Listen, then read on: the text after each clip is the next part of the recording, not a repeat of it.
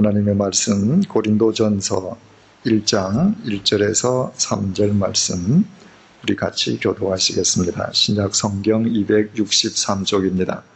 같이 읽으시겠습니다. 하나님의 뜻을 따라 그리스도 예수의 사도로 부르심을 입은 바울과 및 형제 소스베네는 고린도에 있는 하나님의 교회 곧 그리스도 예수 안에서 거룩하여지고 성도라 부르심을 입은 자들과 또 각처에서 우리의 주 곧 저희와 우리의 주 되신 예수 그리스도의 이름을 부르는 모든 자들에게 하나님 우리 아버지와 주 예수 그리스도로 쫓아 은혜와 평강이 있기를 원하노라. 아멘. 일반적으로 성경을 볼 때 사람들은 성경의 내용만 중요시 여깁니다. 물론 내용이 중요하죠. 그런데 그 내용의 중요성을 바르게 파악하기 위해서는 그 내용이 어떤 배경 속에서 쓰여졌는지를 아는 것이 중요합니다. 말하자면 텍스트를 바르게 알기 위해서는 그 텍스트가 나오게 된 콘텍스트를 알아야 그 의미를 바르게 파악할 수 있습니다. 가령 예를 들어서 이런 경우를 한번 생각을 해보십시다. 두 사람의 남자가 있는데 똑같이 자기 아내에게 여보 사랑하오 이런 글을 써서 남겼다고 하십시다. 글자 두 마디 똑같죠? 그 내용은 똑같습니다. 그런데 한 남자는 출장 가면서 그저 아내를 한번 놀래게 해주기 위해서 식탁 위에 여보 사랑하오 하고 글을 두고 갔습니다. 남편이 떠난 뒤에 설거지하러 갔다가 아내가 그 글을 보고 감격했겠죠. 그러나 그 남편이 아내에게 사랑하오 하고 식탁에 두고 간 그 글은 아침 저녁으로 부부가 사랑합니다라는 의례적인 인사의 범주 이상은 아니란 말이죠. 또 한 남자는 감옥에 갇힌 사형수라고 가정을 하십시다. 이 사형수가 자기 집행을 당하는 날이 되어서 형장으로 끌려가기 직전에 교도관에게 사정사정해서 종이 한 장에다가 여보 사랑하오 이러고 남겼다고 하십시다. 글자는 똑같고 수도 똑같고 내용도 똑같지만 이 두 사람이 쓴 여보 사랑하오라는 이 내용에 있어서 그 사랑의 의미와 농도와 애절함이 결코 같을 수 없는 거죠. 출장 가면서 의례적으로 여보 사랑하오 한 사람의 그 글을 사형장에 끌려가는 사람의 애절함으로 해석하는 것도 잘못되는 것이고 사형수가 남긴 그 글을 출장 가는 사람의 의례적인 인사로 보는 것도 잘못된 것이죠. 그 콘텍스트를 알아야 한 줄로 사랑하오지만 이 사랑이 도대체 어떤 사랑을 의미하는지 그 의미를 알게 되는 것입니다. 그래서 우리 지난 시간에 고린도서를 시작하기 전에 도대체 이 고린도서가 어떤 상황에서 쓰여졌고 바울이 쓴 이 고린도전서 편지를 받는 고린도는 어떤 곳이었는가 우리 한 시간 동안 살펴보았습니다.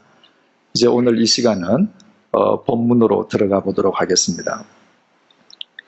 1절이 이렇게 시작해요. 하나님의 뜻을 따라 그리스도 예수의 사도로 부르심을 입은 바울과 지금 이 우리나라 성경의 번역문이죠. 그죠? 그런데 헬라말로 쓰여진 헬라말을 보면 지금 우리나라 말은 하나님의 뜻을 따라 그리스도 예수의 사도로 부르심을 입은 바울이 이 뒤에 있습니다. 그런데 헬라말로는 파울로스가 가장 먼저 나와요. 하나님의 뜻을 통해 그리스도 예수의 사도로 부름받은 바울. 이 고린도전서는 파울로스라는 단어로 시작하는 것입니다. 바울의 본래 이름은 사울이었죠. 사울은 그 1000년 전에 똑같은 이름을 가졌던 사람이 있습니다. 바로 이스라엘 첫 번째 왕이었던 사울 왕입니다. 그런데 천년이 지나서 한 청년의 이름이 똑같이 사울이에요. 왜 그 청년 부모가 혹은 그 청년이 사울이라는 이름을 가졌겠는가? 천년 전의 사울 왕과 천년 후의 사울은 똑같이 베냐민 지파입니다. 저는 전주 이가인데요. 전주 이가에 속한 사람들은 왕을 배출한 가문이라고 자부심이 대단하거든요. 베냐민 지파도 마찬가지예요. 이스라엘 첫 번째 왕을 배출했습니다. 따라서 베냐민 지파 사람들은 사울 왕에 대한 자부심이 컸습니다. 또 뿐만 아니라 이 사울은 이스라엘에서 가장 위대한 율법 선생이라는 가말리엘의 제자였습니다. 거기에다 이스라엘에서 가장 강한 영향력을 지니고 있던 바리새파죠. 게다가 로마 시민권까지 가지고 있었습니다.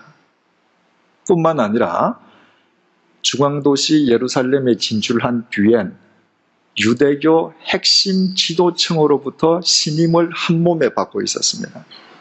어느 정도로 신임을 받았는가? 예루살렘에서 230km가 떨어져 있는 다마스커스에 있는 예수 믿는 사람들을 잡아오는데 그 일을 누구에게 맡겼는가? 대제사장이 너 가서 잡아와라 하고 체포영장을, 공문을 사울에게 맡길 정도로 사울은 신임을 받았습니다. 한마디로 말하면 사울은 이스라엘이라고 하는 그 사회 속에서, 유대교라고 하는 그 신앙 공동체 속에서 장래가 확실하게 보장되는 젊은이였습니다. 그 청년의 이름이 사울 왕과 똑같은 사울이에요. 그러면 이 청년이 얼마나 야망이 컸겠는지, 자기 자신에 대해서 얼마나 긍지를 갖고 있었겠는지, 자기 능력으로 안 되는 게 없다라고 생각했겠죠. 자신은 모르겠지만 다른 사람들이 보기에는 얼마나 교만했겠는지 우리는 충분히 알 수 있습니다. 이 사울의 이름이 파울로스로 바뀌었습니다. 바울로 바뀌었습니다. 바울이라고 하는 이름의 뜻이 정확하게 뭐냐? 아직까지 정확하게 알려져 있지는 않습니다. 그러나 저 파울로스라고 하는 저 외래어 이름 자체가 헬라어 파우오하고 관련이 있다고들 생각을 해요. 헬라 말로 파우오라고 하는 것은 멈추다는 뜻입니다. 그렇다면 사울에서 바울이 되고 사도 바울로 일평생을 살아온 바울의 일생을 놓고 보면 멈추다는 동사에서 유래된 파울로스라고 하는 저 이름은 참으로 의미심장해요. 바울은 어떤 사람인가? 멈춘 사람이에요. 뭘 멈추었는가? 내 자신의 능력을 믿던 삶을 멈추었습니다. 내가 이 세상에서 하나님보다 더 크다고 스스로 착각하는 교만을 멈춘 사람이에요. 내가 결심만 하면 내 의지로 무엇이든 다 할 수 있다는 자만의 삶을 멈춘 사람입니다.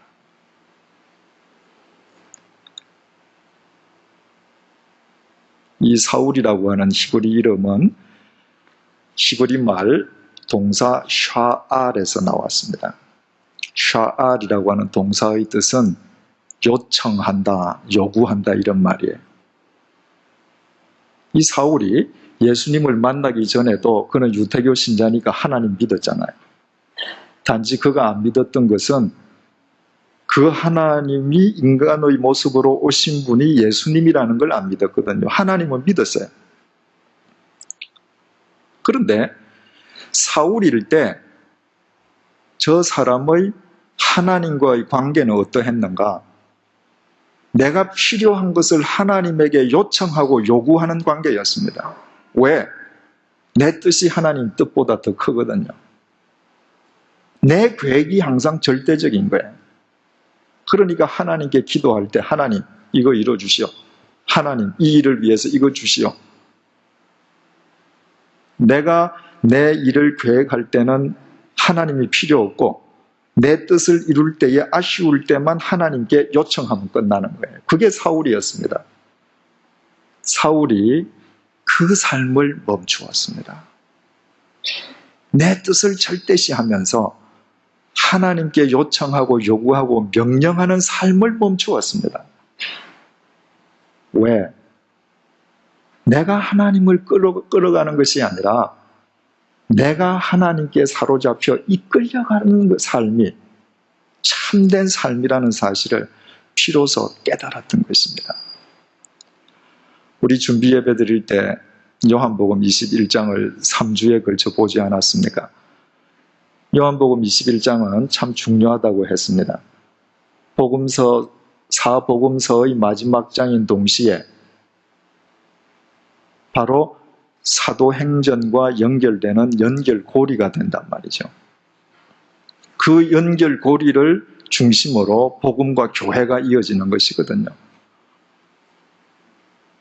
그 복음서의 결론장인 요한복음 21장 18절에서 주께서 뭐라고 말씀하십니까?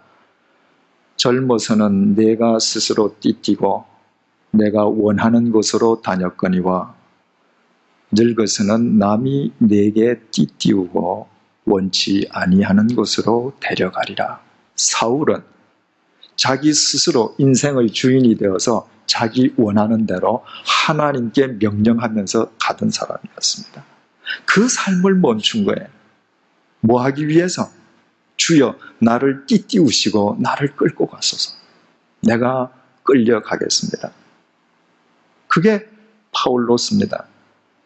저 파울로스라고 하는 이름이 고린도서 제일 첫머리에 시작한다는 것은 그런 의미에서 대단히 중요한 메시지를 우리에게 전해줍니다. 바울이 고린도 교회를 위해서 고린도전서를 쓰지 않았습니까? 그 당시에는 고린도 교인들을 위해서 썼는데 바울의 이 편지가 이 속에 담겨있는 모든 말들이 하나님의 말씀 로고스가 되었습니다. 그렇다면 제일 앞에 있는 저 파울로스가 우리에게 주는 메시지가 뭐예요? 내가 내 인생의 주인이 되는 것을 멈출 때 내 인생은, 내 삶은 비로소 복음이 담기는 그릇이 된다는 것입니다. 내가 내 인생의 주어가 되는 삶을 스스로 멈출 때 그때 하나님의 말씀은 비로소 나의 일거수일투족을 통해서 이 세상에 인카네이션, 육화된다는 것입니다. 우리가 성경 공부에 참여합니다. 하나님의 말씀을 읽습니다. 그러나 내가 사울이기를 멈추지 아니하면, 내가 바울이 되지 않으면 그것은 단순히 정보의 습득은 될 수 있을는지 모르지만 내 속에서 역사하시는 하나님의 레마, 생명력 있는 말씀이 될 수는 없다는 것이에요. 하나님의 뜻을 따라 그리스도 예수의 사도로 부르심을 입은 바울, 하나님의 뜻을 따라 그리스도 예수의 사도로 부르심을 바울이 입었다는 거예요.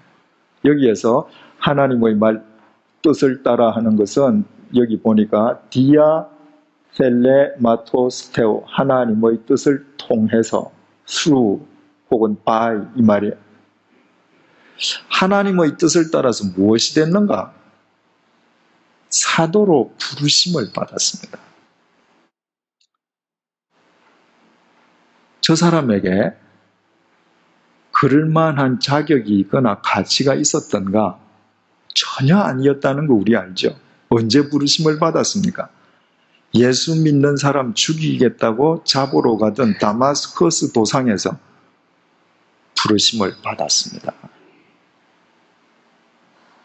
무엇에 의해서 부르심을 받았는가? 하나님의 뜻을 통해서 부르심을 받았다는 거예요. 그것이 하나님의 뜻이었습니다. 예수 믿는 사람을 핍박하는 것은 예수 그리스도에게 대적하는 것이지 않습니까? 그 대적자를 예수 그리스도의 사도로 부르시는 것이 하나님의 뜻이었다는 것입니다. 그렇다면 우리가 하나님의 뜻이라는 말을 흔히 사용하는데 바로 이 본문 속에서 하나님의 뜻이 도대체 뭐겠어요? 하나님의 뜻이라고 하는 헬라말 텔레마토스, 저것은 셀로라는 동사에서 파생된 말이에요. 셀로라고 하는 동사는 생각한다는 뜻도 있고 소망한다는 뜻도 있습니다. 소망이란 믿음의 또 다른 표현이에요. 믿기 때문에 소망하는 것이고 소망함으로 믿는 것입니다. 그래서 소망과 믿음은 분리되지 않습니다. 왜 하나님께서 예수님을 대적하던 사울을 부르셨는가? 하나님의 소망 때문이었다는 것입니다.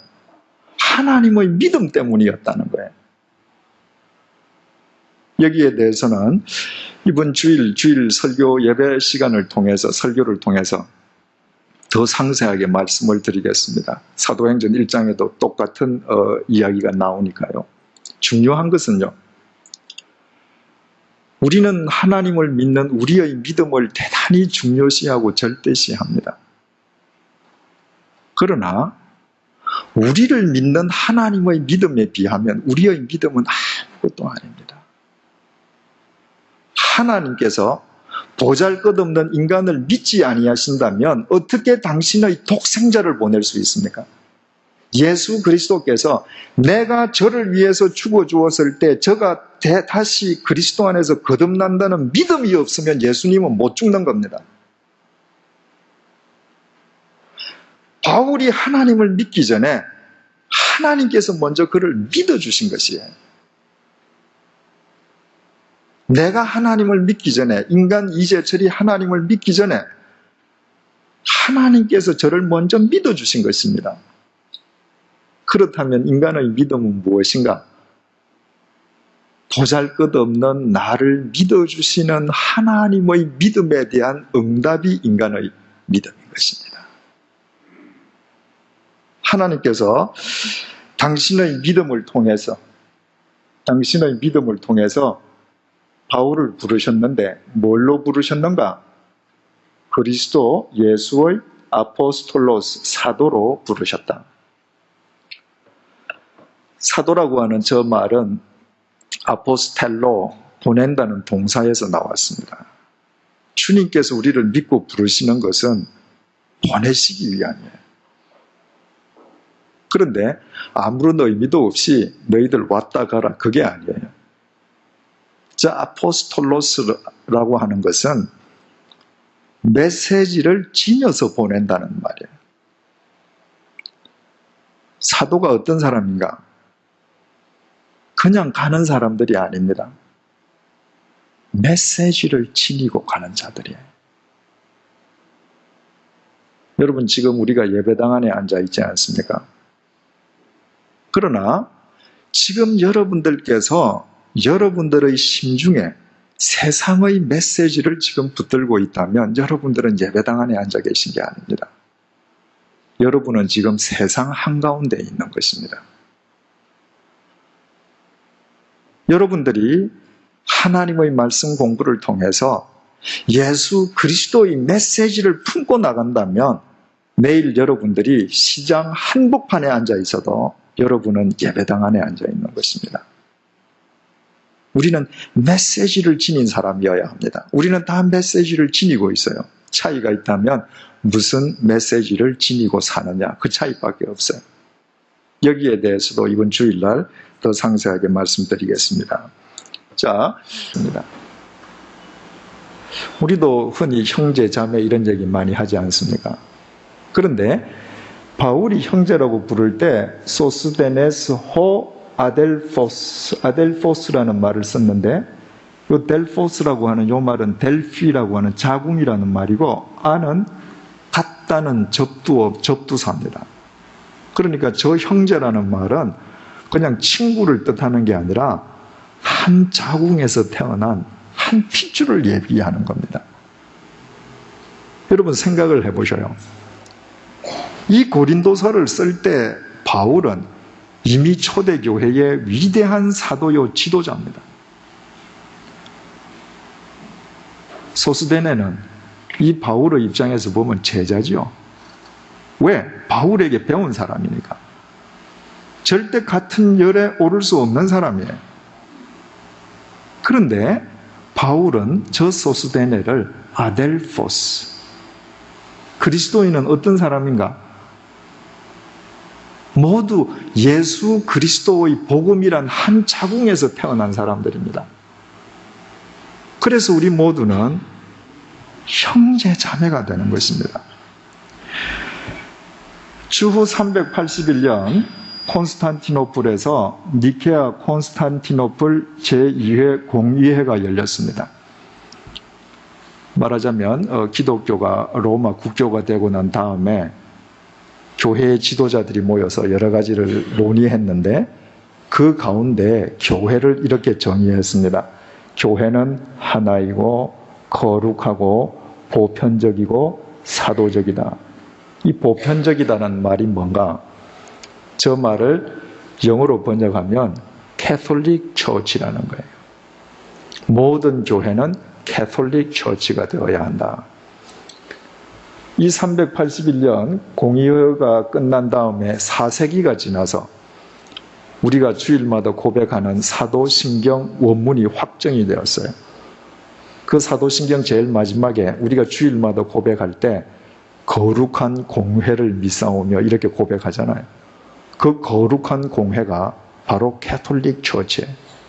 가령 우리가 지난 주일날 아침에 사도신경을 외우면서 거룩한 공회를 믿사오며 이 말은 100주년 기념교회가 캐톨릭 처치임을 믿사오며 이 말입니다. 캐톨릭 처치라는 말이 무슨 말인가? 우리말로 번역하면 보편적이라는 말인데 저 말의 뜻은 계급, 신분, 학력, 연령, 출신 지역을 초월해서 남녀노소, 빈부귀천이 아무런 차별 없이 한데 어울려지는 교회를 의미합니다. 그런데 구교에서 캐톨릭 처치라는 단어를 먼저 썼기 때문에 전문용어로 개신교에서는 구교를 로만 캐톨릭 처치라고 그래요. 로마에 있는 교황의 영향 아래에 있는 캐톨릭 처치고 혼돈을 피하기 위해서 개신교는 유니버설 처치라는 용어를 씁니다. 그런데 유니버설이든 캐톨릭이든 그 의미는 똑같아요. 남녀노소 빈부귀천이 모두 형제 자매 되는 교회. 개신교는 캐톨릭에서 떨어져 나왔는데 캐톨릭이 갖고 있는 여러 개 중에서 개신교가 받아들이지 못했던 것 중에 하나가 하이어라키, 그 철저한 그 계급주의예요. 교황이 계시고 주교가 계시고 그 밑에 뭐 추기경들 또 주임 신부, 평신도, 우리는 다 하나님 앞에서 만인 제사장들 똑같다고 떨어져 나왔거든요. 그런데 오늘날 개신교회에도 계급이 있습니다. 서리집사, 안수집사, 권사, 장로, 이 전부 계급이 지금 되어 있습니다. 정말 참된 교회가 되기 위해서는 형제 자매 의식을 갖고 있지 않으면 안 돼요. 제가 아는 지방 모 교회는 아예 모든 직분을 다 없애고 형제 자매로 부릅니다. 그 젊은 분들끼리는 그게 참 좋은데 그 젊은 분들이 연세 드신 분을 형제님 부르기는 우리나라 정서상 안 맞잖아요. 그러니까 형제님 못하고 저기요 뭐 이렇게 부릅니다. 우리가 한번 같이 고민하면서 생각을 해보십시다. 우리가 우리 한국 정서에도 맞는 용어로 정말 연세 드신 분 보고 제가 형제님 하면 이게 참 불손한 사람이 되는데 연세 드신 분에게 호칭을 썼을 때에도 그 호칭이 무례하지 않는 호칭을 우리가 찾아내어야 돼요. 그래서 정말 보편적인 교회를 이루어 갈 때 이 교회는 세상의 논리에서 자유해지는 것입니다. 자, 지금까지는 수신자, 발신자를 이야기한 거예요. 그죠? 하나님의 뜻을 따라 그리스도 예수의 사도로 부르심을 입은 바울과 및 형제 소서대네는 이쪽이 지금 이제 발신척이에요. 그러면 수신자는 누구인가? 고린도에 있는 하나님의 교회. 고린도에 있는 하나님의 교회. 아주 중요한 표현이죠. 고린도 교회라고 부르지 않았습니다. 고린도에 있는 하나님의 교회예요. 저때 예루살렘에도 교회가 있죠. 안티옥에도 교회가 있죠. 그죠? 안티옥에 있는 것은 안티옥에 있는 하나님의 교회. 예루살렘에 있는 것은 예루살렘에 있는 하나님의 교회.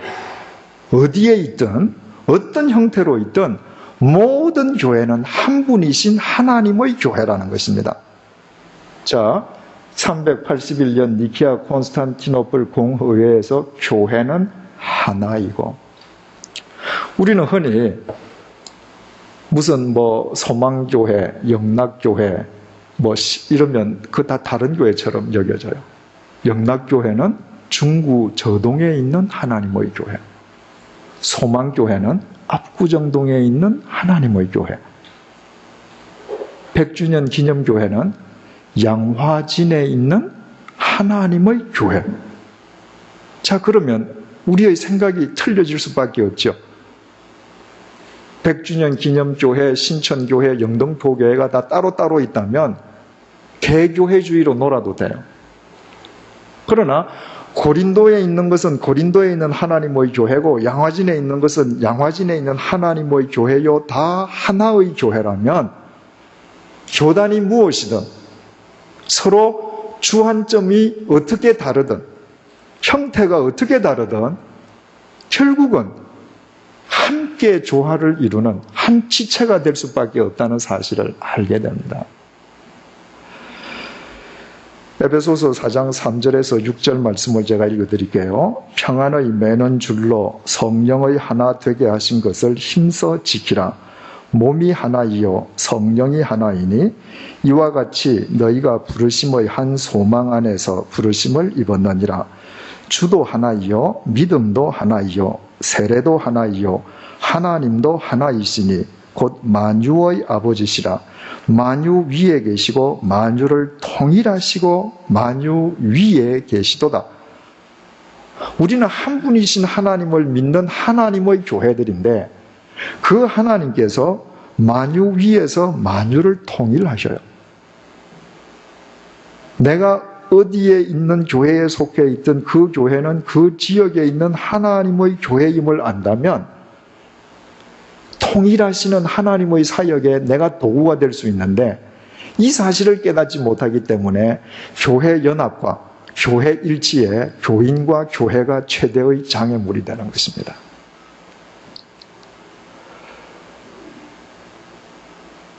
이 교회를 발족시킨 100주년 기념사업협의회는 이미 여러분들이 아시다시피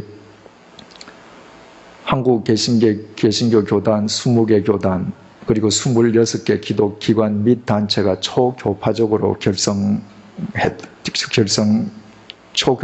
결성되었죠. 지금 한국에서 진보적인 교단은 NCC에 가입되어 있고, 보수적인 교단은 한기총에 가입이 되어 있습니다.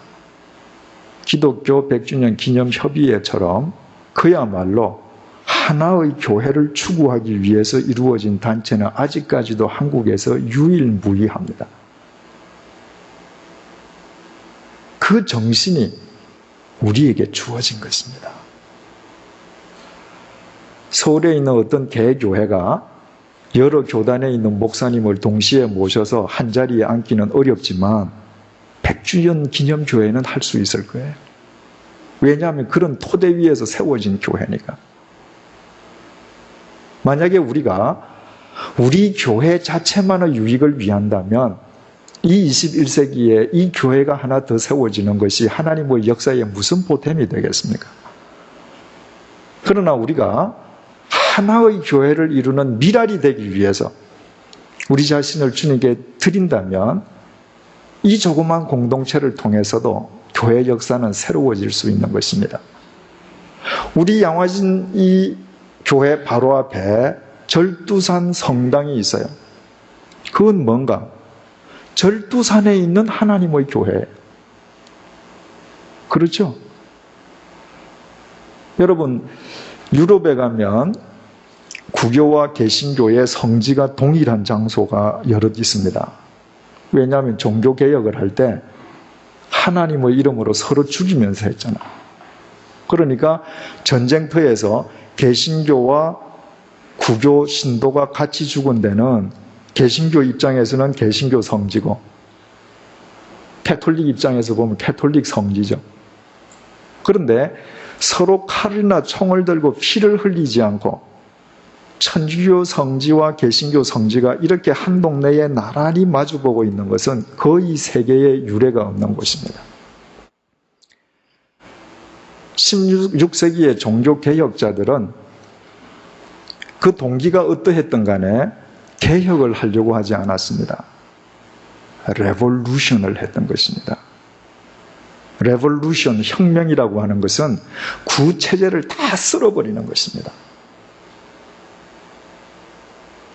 말하자면 종교개혁자들은 구교라는 구체제를 이 땅에서 쓸어버리기 위해서 싸웠습니다. 그러나 하나님께서는 허락하시지 않았습니다. 레볼루션이 아니라 리포메이션으로 끝나게 했습니다. 구교는 교황을 정점으로 구교의 영향권에 있는 왕들과 군대를 동원해서 개신교도들을 이 땅에서 씨를 말리려고 했습니다. 하나님께서는 허락하시지 않았습니다. 그래서 천주교라는 기둥도 있고 개신교라는 기둥도 있어요. 무엇을 의미합니까? 하나님께는 이 두 기둥이 다 필요한 거예요. 바꾸어 말하면 하나님 보시기에는 이 두 기둥이 다 불완전한 겁니다. 이 두 기둥이 서로가 자신들의 잘못된 것을 버리고 상대의 좋은 점을 배우고 상호 보완이 될 때 비로소 온전한 하나님의 교회가 이루어질 수 있기에 하나님께서는 두 기둥을 다 쓰고 계시는 것입니다. 우리는 위치적으로 절두산에 있는 하나님의 천주교회와 마주보고 있습니다. 숙명적으로 우리는 저분들과 더불어서 살아가야 합니다. 제 경험상 천주교회하고 친해지는 건 쉽지 않습니다. 제가 서울에서 목회할 때도 경험이 있고 제네바에 있을 때도 제네바에 모이는 천주교회와 이제 저희들 같이 예배도 드리고 교류도 갔는데 몇 번씩 찾아가서 공을 들여야 돼요. 그러나 그리스도 안에서 가는 길이 서로 다르게 보여도 그리스도의 이름으로 서로 연합할 수 있는 가능성을 서로가 공유했다는 것은 대단히 큰 의미가 있었죠. 교회는 하나의 교회여야 합니다. 자, 그 다음에 고린도에 있는 하나님의 교회인데 이 하나님의 교회라는 게 뭔가? 곧 지금 하나님의 교회를 설명하는 거예요. 교회란 그리스도 예수 안에서 거룩하여지고 성도라 부르심을 입은 자들. 여러 번 말씀드렸죠. 교회는 시스템이 아니고 빌딩이 아니라고 그랬습니다. 교회는 뭔가? 우리 자신들이에요. 사람들이에요. 사람들의 모임이 교회인데 어떤 사람들의 모임인가? 그리스도 예수 안에서 거룩하여졌다는 것입니다. 안 그리스도 안에서 헤기야 스메 노이스, 이것은 거룩하여졌다는 수동태 완료형이에요. 주님께서 나를 부르시고 야, 너 이리 와라. 그리고 너 거룩해지면 내 거룩한 교회라고 해줄게. 거룩하게 한번 살아볼래? 그게 아니에요. 저의 모든 허물과 부족함과 죄투성이의 과거에도 불구하고 그분께서 십자가 안에서 그분이 흘리신 보혈로 말미암아 너는 이미 거룩하게 되었다. 완결되었다는 거예요. 그러므로 지금부터 거룩하게 살라는 거예요. 또 거룩하여졌는데 그 사람들을 성도라 부르심을 입은 자들이다. 이렇게 표현을 했습니다.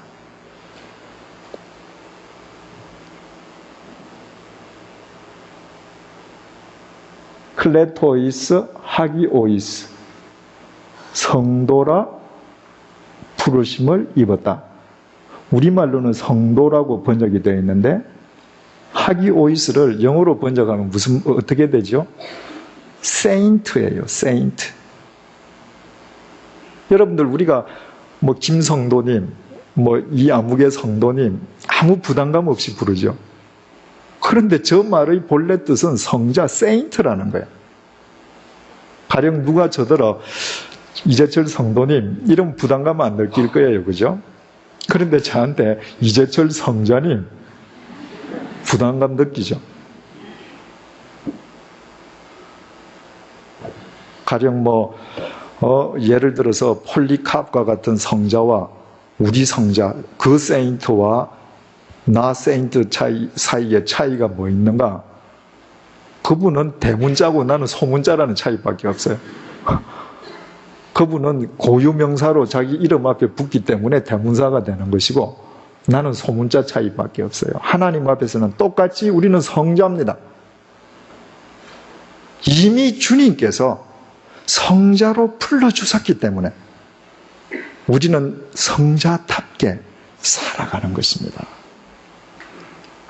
그렇다면 여러분, 하나님께서 너 거룩하게 되었다고 완료형으로 얘기하시고 너는 세인트라고 불러주셔서 우리가 거룩하게 살아간다라고 할 때 이 세상에서 거룩하게 살아간다는 것이 구체적으로 무엇을 의미합니까? 거룩한, 장엄한 예배 의식입니까? 아니면 성스러운 언행입니까? 물론 그런 것으로 표현될 수도 있습니다. 그러나 거룩하다는 것은 훨씬 더 본질적인 거예요. 우리 지난번에 그 폐허화된 고린도를 복원한 그림을 보았죠. 한번 보십시다. 자, 지금 이 그림이 옛날 고린도 중에서 성안 모습이라고 그랬습니다. 바로 이 뒤에 아크로 고린도가 있다고 그랬죠. 높은 고린도가 있는데 그 위에 아프로디테, 비너스의 신전이 있습니다. 그래서 거기에서 여사제들이 1,000명이 낮에는 제사를 드리고 밤이 되면 전부 나와서 신의 이름으로 매음을 합니다. 환락의 도시가 되는 거죠. 아폴로 신전 있고 옥타비아누스 신전 있고 또 헤라클레스 신전도 있고 여기에 요 성 안에만 12개의 신전이 있습니다. 이 성 둘레가 10km라고 그랬죠. 여기에 레기온 도로가 있는데 이 도로가 엄청나게 넓은 도로였죠. 위에서 보니까 이 도로가 저 레기온 항구까지 연결되면서 그 주위에 인구 60만 명이 퍼져서 삽니다. 이 거대한 도시에 이 도시의 논리가 왜 없겠어요? 저 도시에서 출세하기 위해서는 어떻게 해야 되고 저 도시에서는 어떻게 해야 성공한 사람이고 저 도시에서는 어떻게 해야 대접받는다는 저 도시의 논리가 있는 것입니다. 하나님께서 이 도시에서 당신의 백성들을 너희들은 거룩한 교회라고 부르셨어요. 그리고 여기 셈 있는 여기에 회당에서 예배드리다가 쫓겨나서 유수도라는 사람 어느 집 어딘지는 정확하게 모르지만 예배드린다라고 했습니다. 그러면 황제가 신전에 앉아서 인간으로부터 경배를 받는 황제의 논리, 황제의 논리라는 건 그저 내 욕망대로 하고 싶은 대로 다 하는 거죠. 그죠?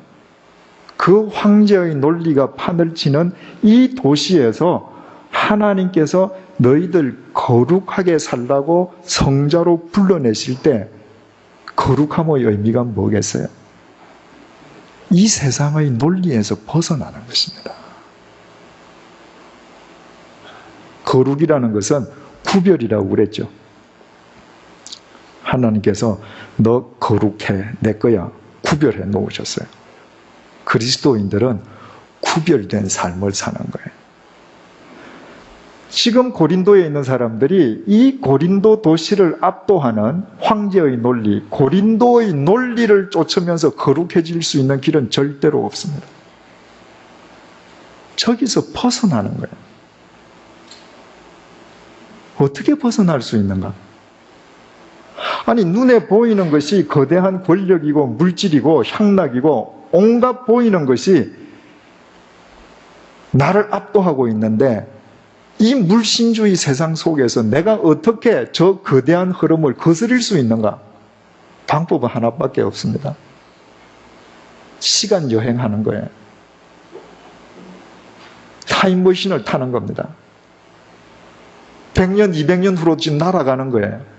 어떻게 됐죠? 이 다음에 보셔요. 그 거대한 도시가 바로 여기에 있는 고린도, 아크로 고린도에서 지금 내려다본 건데 이게 지금 항구로 가는 길입니다. 아폴로 신전에 지금 뼈대만 남아있고 옥타비아누스 신전은 사라지고 초토화됐습니다. 이 집들은 전부 다 근래에 지어진 집들이에요. 이 근처에 60만 명이 살았음에도 불구하고 흔적도 없습니다.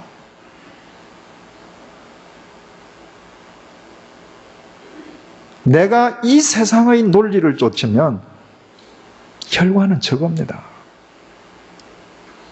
허무함으로 끝나는 거예요. 내가 시간 여행을 하지 않고 100년, 200년 후를 내가 내다보는 영혼의 눈을 갖지 않고 오늘날도 황제의 논리가 압도하는 이 서울 바닥에서 내가 주님께서 구별해 주셨으므로 거룩한 길을 살 수 있는 길은 절대로 없습니다.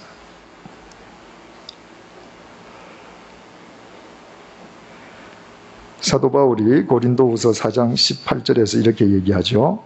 우리의 돌아보는 것은 뭐라고요? 보이는 것이 아니요. 자, 이거 한번 되돌아가 보십시다. 자, 우리의 돌아보는 것은 보이는 게 아니에요. 이것 자체를 목적으로 삼으면 절대로 그리스도인으로 살아갈 수 없습니다. 이거 아니에요. 보이지 않는 것이니, 보이는 것이 아니고 보이지 않는 것이니, 보이지 않는 걸 뭘 먼저 볼 수 있어야 될까요? 그림 3으로. 이거. 이 웅대한 서울이 먼 훗날 이 집이, 내가 사는 집이 하나도 남아있지 않을 것임을 보는 거예요. 이 폐허 속에 태어난 사람도 있겠죠. 날 때부터 이거 보는 거예요. 그는 뭘 봐야 될까요? 이게 아니라 여기에서도 보이지 않는, 결코 폐허화되지 않는 진리를 보는 것입니다. 우리의 돌아보는 것은 보이는 것이 아니요 보이지 않는 것이니, 보이는 것은 잠깐이요 보이지 않는 것은 영원함이니라. 여러분, 우리가 그리스도인이 된다는 것은 영원을 사는 사람이 되는 것입니다. 따라서 이 영원의 눈을 갖지 않고서는 우리는 거룩해질 수 없습니다. 본문으로 돌아갈까요? 교회는 하나이고 거룩하고, 여러분, 교회는 거룩해야 합니다. 정말 멋진 성가대가 거룩한 노래를 부르면서 예배드린다고 거룩해지는 것이 아닙니다. 오늘날 한국 교회가 안고 있는 가장 큰 문제가 있다면 한국 교회는 영혼을 보여주지 않습니다. 눈에 보이는 것만 보여줍니다. 그게 다라고 그래요. 틀렸습니다. 자, 그 다음에 예수 안에서 거룩하여지고 성도라 부르심을 입은 자들이 지금 교회입니다. 그걸로 끝나지 않았어요. 또 각 처에서 우리 주, 곧 저희와 우리의 주 되신 예수 그리스도의 이름을 부르는 모든 자들, 이 거룩한 성도들을 또 설명하기를 각 처에서 예수 그리스도의 이름을 부르는 자들이다. 예수 그리스도의 이름을 부른다는 게 어떤 의미겠습니까? 그냥 아침 저녁으로 예수님, 예수야 놀자, 그런 의미 아니잖아요. 예수님의 이름을 부른다는 것은 예수님을 내 구주로 모셨다는 얘기예요. 예수님이 무엇이죠? 이 땅에 어떤 상태로 계시다가 육신을 입고 오셨죠? 로고스시예요. 로고스시입니다. 발음이 잘 안 되네. 로고스시입니다. 예. 그러니까 내가 예수님을 내 구주로 모셨다는 것은, 내가 부른다는 것은 내가 예수님의 말씀 위에서 살아가는 것입니다. 교회는 하나이고 거룩하고 보편적이고 사도적이다. 사도적이 무슨 뜻인가? 사도들이 전해준 말씀 위에 서 있는 사람들이 교회다 그 말이에요. 이 고린도전서 1장 1절에서 3절을 고린도 교회에 대한 인사말, 이래서 아주 간단하게 그냥 지나쳐버려요. 그런데 실제로 이 짧은 구절 속에 교회가 무엇인지 복음의 진수가 담겨 있습니다. 이것은 또 우리가 앞으로 배워가면서 계속 살펴보겠습니다. 여기에서 우리가 더 한 가지 놓칠 수 없는 귀중한 메시지가 있습니다. 자, 그리스도 예수 안에서 거룩하여지고 성도라 부르심을 입은 자들과 또 이렇게 되어 있어요. 또 하면 영어로 and라는 말이죠. 그런데 여기에 보면 그리스도 예수 안에서 거룩하여지고 성도라고 부르심을 입은 자들 점 탁 찍고 쉰 이렇게 되어 있습니다. 쉰이라고 하는 이 단어는 and가 아니라 with입니다. 함께. 그러니까 지금 바울은 이 편지를 쓰면서 고린도에 있는 하나님의 교회 거룩하여진 너희들 사람들, 그리고 또 누구, 그래서 저쪽 그리고 이후가 봐도 좋고 안 봐도 좋고가 아니라 함께 저 뒤에 있는 저 사람들과 함께 고린도 교회를 묶어서 편지를 보내는 것입니다. 누구와 함께? 각 처에서 파신토이스, 이 세계 어느 곳에서든 주님의 이름을 부르는 모든 자들과 함께 고린도에서 거룩해진 하나님의 교회 너희들에게 이 편지를 쓴다, 이렇게 했습니다. 그렇다면 우리는 중요한 교훈을 얻습니다. 바울은 이 편지를 쓰면서요, 분명히 이 편지의 수신자는 고린도에 있는 그 조그마한 신앙 공동체입니다. 그러나 내가 하나님의 말씀을 전하는 한 이 작은 고린도 공동체에 전할 망정, 이 말씀은 반드시 전 세계에 있는 모든 사람들에게 퍼져나갈 것임을 바울은 믿고 있는 것입니다. 자기 문장이 좋아서가 아니라, 자기의 문체가 수려해서가 아니라 그 말씀의 주인이 시간과 공간을 초월한 하나님이시기 때문에 내가 오늘 하나의 미랄이 씨앗이 뿌린다 할지라도 주님께서는 그것을 통해서 시간과 공간을 초월해서 역사하실 것을 바울은 믿고 있는 것입니다. 믿음대로 됐죠. 2000년이 지난 지금까지 우리가 이 글을 함께 보고 있습니다. 제가 인간의 일생이라는 책에서 룻이라는 여자에 대해서 상세하게 한 챕터를 썼습니다. 룻이 한 게 뭐예요? 청산과부되어서 과부된 시어머니 따라서 자기 고향 모압을 버리고 국경 넘어서 베들레헴 따라간 거. 하도 며느리가 착해서 그 시어머니가 개가시켜줘서 보아스란 사람에게 개가해서 오벳이라는 핏덩이 아들 하나 낳은 거. 그겁니다. 세상에 그거 안 하는 여자 어디 있어요? 다 아이 다 낳잖아요. 그런데 그 룻기 제일 마지막 장 마지막 절이 이렇게 끝나요. 오벳은 이새를 낳았고 이새는 다윗을 낳았더라. 지금 룻이 낳은 아이는 핏덩이 오벳밖에 없습니다. 그런데 성경 기자는 이 핏덩이의 아들이 이새고 그 이새가 다윗을 낳았다라고 룻기를 끝내었습니다. 뭘 의미해요? 룻은 지금 눈에 보이는 것은 핏덩이 한 명밖에 안 나왔지만 이 핏덩이를 통해서 태어날 다윗이 이스라엘 역사의 지평을 새롭게 했다는 겁니다. 더 구체적으로 이야기하면 룻이 한 일이라고는 자기 시어머니에게 효도한 거 아무것도 아닌 것처럼 보이지만 하나님을 위해서 그 일을 했을 때 지금 그 현장에서부터 여진이 일어나서 이스라엘 역사의 지평이 지금 영향을 받고 있다는 겁니다. 우리가 이 양화진에서 아무리 작은 공동체라 할지라도 우리 자신들을 위해서가 아니라 영원하신 하나님을 위해서 씨를 뿌리면 두고두고 세상은 바뀌어집니다. 우리는 보잘것없지만 그분이 전능하시기 때문이에요.